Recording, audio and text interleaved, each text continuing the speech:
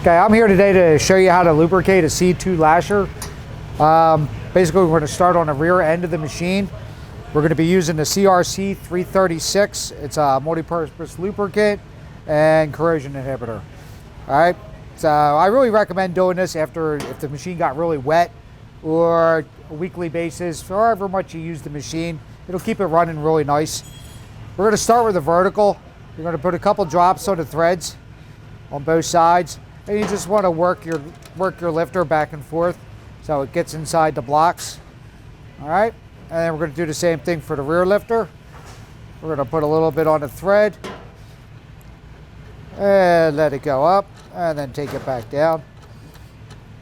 Okay, then we're going to shoot a little bit in this hole here. This has a tendency to hang up after a lot of use, and it's basically the wax that's coming off the wire, gets in everything. So exercise that a little bit. And then we're going to do the roller. We're going to go from both sides. A little bit on that side and a little bit on that side. And then just give it a spin. Let the oil penetrate where it needs to go. All right, that takes care of the rear of the machine. Okay, now we're going to work on the side of the machine. We're going to lubricate the snubbing pulleys and the pulley inside the door. All right, in order to do the snubbing pulleys, you shoot it in the crack at the top. And just let it overflow a little bit. Give it a couple spins. Same with the bottom. Give it a couple spins. Okay, then we're going to go inside the door and shoot it from the top.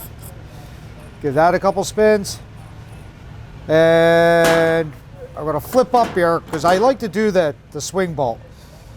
Mainly because it gets pretty beat up from all the use. It just keeps it moving nice and smooth. All right. And then you're just going to turn it around, and you're going to repeat on the other side.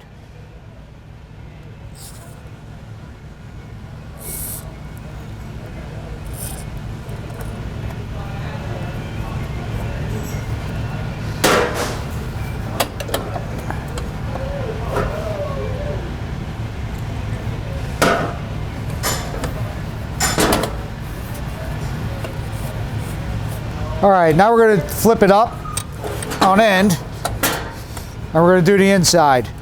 All right, you got your strand lock roller here.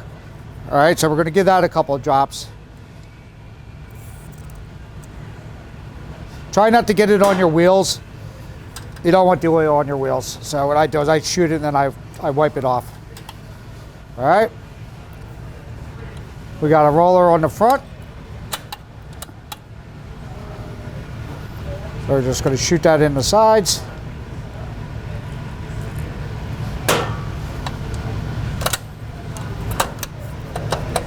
All right, and down below you have your trail roller. So we're going to give that a little shot in there. Give it a little spin. And that's basically all you need to do to lubricate a C2 Lasher. What you do not want to lubricate, ever, is the gear. You do not want to put any kind of grease inside here. The gear is not designed to have grease put on it. A lot of people will smother the gear in grease and the bearing ring in grease. You're creating a problem with the machine. It becomes a dirt magnet. It picks up all your pine needles, all your leaves, twigs, and it will mess your machine up. It'll throw it out of time, and it'll do a lot of very expensive damage. So do not do anything inside here. Nothing is necessary. Inside the drive housing, we are pre-lubricated underneath the cover. There is no need to do any work inside there.